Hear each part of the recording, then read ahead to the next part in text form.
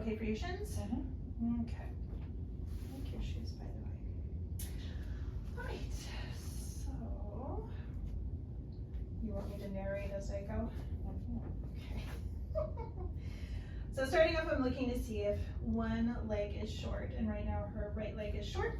So these are what we call pressure tests. So we're testing the bones in different directions to see what the legs do. If an area is totally fine, if I pressure test, there's no change. But if an area is not fine, or if it's misaligned, and I do a pressure test in a direction that the bone wants to be adjusted, the legs will actually level. And so her left hip is off. So this is called a drop table. This piece pops up. I use this mainly for adjusting the pelvis. So the premise behind a drop table is, instead of doing like a side posture manual adjustment, we use the table to provide the motion to get the bone back in place. So it's kind of like law of physics. An object in motion will stay in motion until it hits a stop. So the table drops, the bone goes in motion, the table stops, and that causes the bone to move back into place. So I'm going to do 3 adjustments on this side.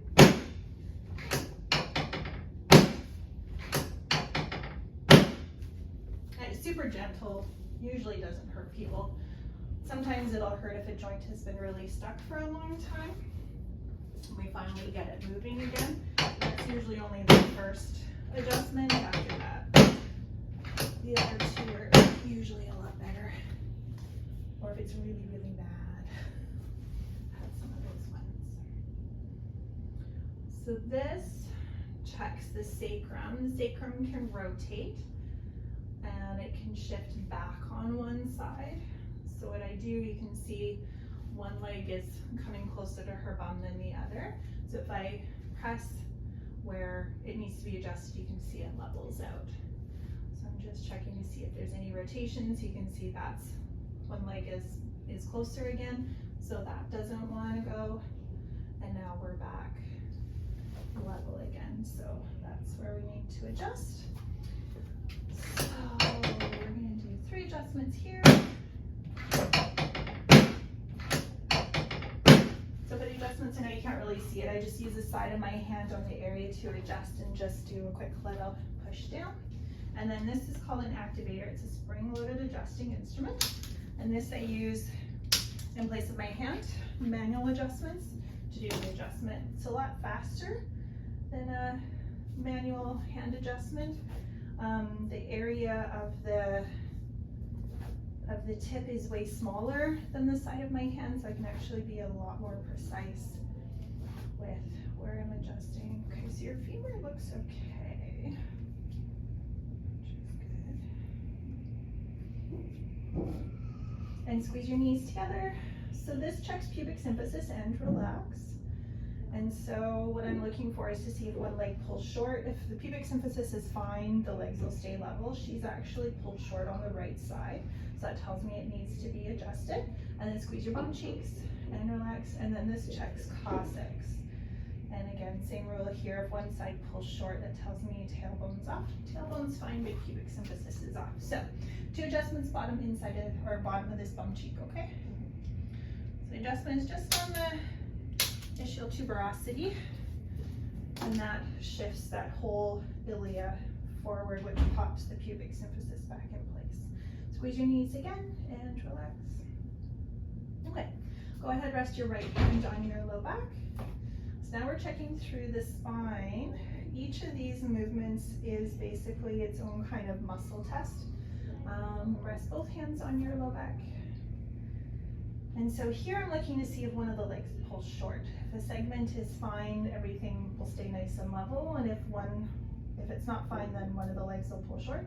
Drop your right hand down and rest your right hand up by your head. Drop your left hand down. Taking a nice big breath. Good, breathe normal. Rest both hands beside your head. Drop your right hand down again. And drop your left hand down again. And each movement targets a specific segment. And so I can target like specifically L5, L2, whichever one again, might be an area of concern, and I just check everything. Because sometimes even if someone's not feeling discomfort somewhere, it doesn't mean it's necessarily where it should be. Lift your right hip off the table and drop your hip. Good. Turn and look to the right for me and just stay resting there. Lift your right shoulder off the table, drop your shoulder down. Shrug both shoulders up to your ears and relax. Squeeze your right elbow against your side and let go. Squeeze your left elbow and let go. And turn your head back down to the middle. Shrug your shoulders up again and relax. Okay. I'll go the other way so people can see.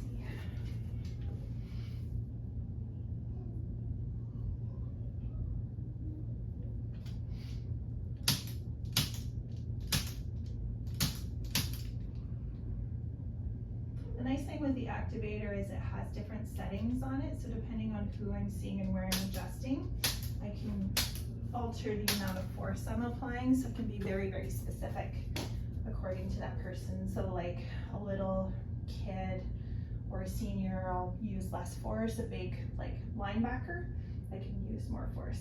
So it's nice to be a lot more tailored to each person. Look up at the wall in front of you and back down.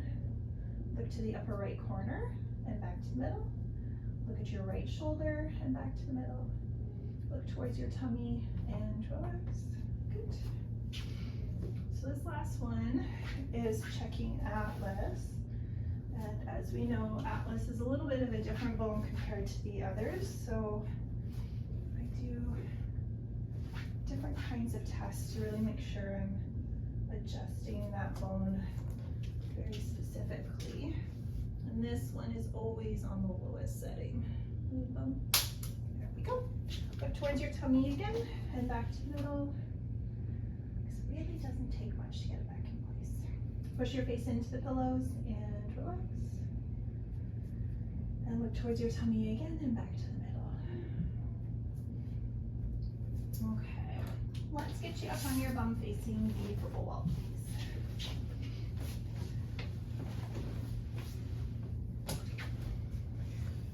So I always check clavicle, because sometimes clavicle can go off, especially somebody who has a radiculopathy down the arm,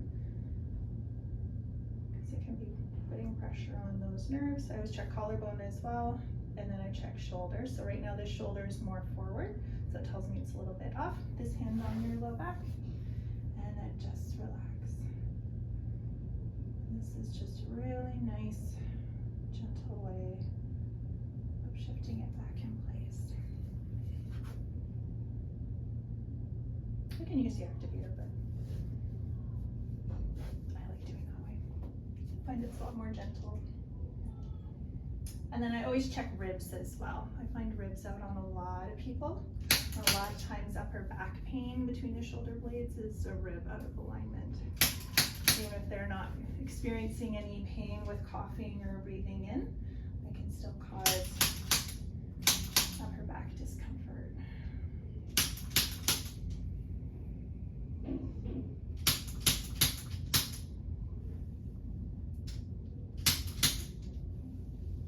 Okay, there we go.